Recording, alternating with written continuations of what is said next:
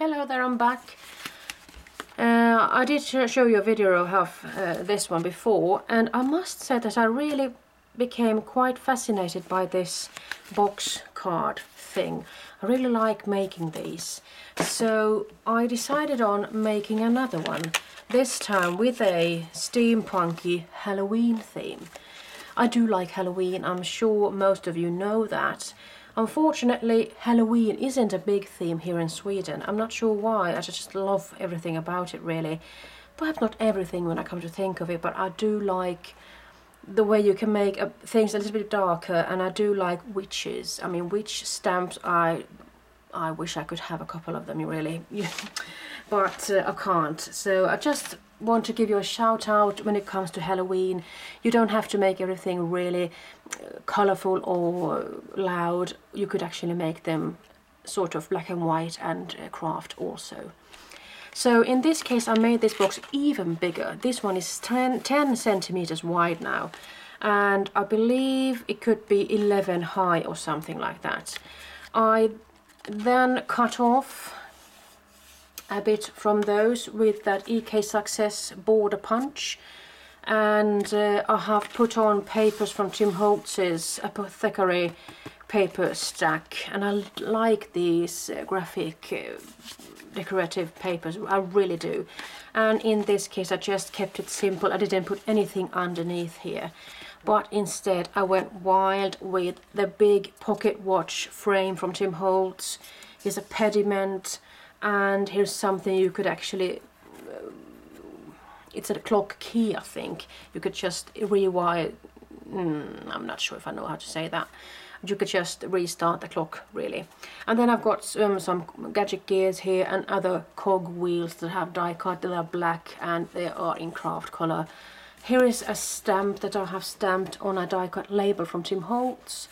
Greetings to you at Halloween, it says, and there is a tombstone and a bat there as well. I'm not sure if you can see them really. And then I stamped this witchy greetings from the bottom of my heart stamp, and it has got a beautiful witch's hat there with a spider and all. I'm just thinking, isn't that amazing? And I just took this piece of string around it just to give it some texture and roughness, and then I used the third Halloween stamp that I've got from Vilda Stamps, and it says Halloween, and it has got a couple of bats there. I forgot to tell you that I also used a stamp in the center of the clock. The clock digits is a die that I have used from Cherry Lynn. Then I die cut the white paper in the background. It's a 3-inch circle, and it fits really nicely, I must say.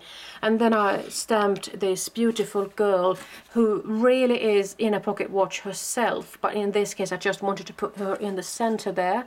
And I die cut that with an inch and a 3/4 of an inch punch, I think. And I have inked up the edges of these papers and these die cut things with just some black ink. I have started using a kitchen sponge or something, just taking it in here with that VersaFine Onyx black ink, and I just ink up the edges. I mean, I think that it makes the world of difference really. And well, here it is. I'm thinking that you might even develop this one further. Let's say one could have something back here, perhaps fastened with magnets. Perhaps you could have a knob or something here. I'm not sure how it would end up if you're going to send this to somebody, but this is bulky enough anyway. This isn't completely flat, you see.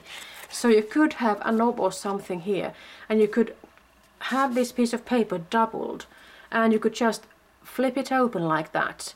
And since it is fastened with magnets, you can just easily close it again, and you can have a secret message in there. And I'm sure you could make the same thing on the side panels really. Perhaps not having knobs there. Perhaps you need to figure out something else to put there.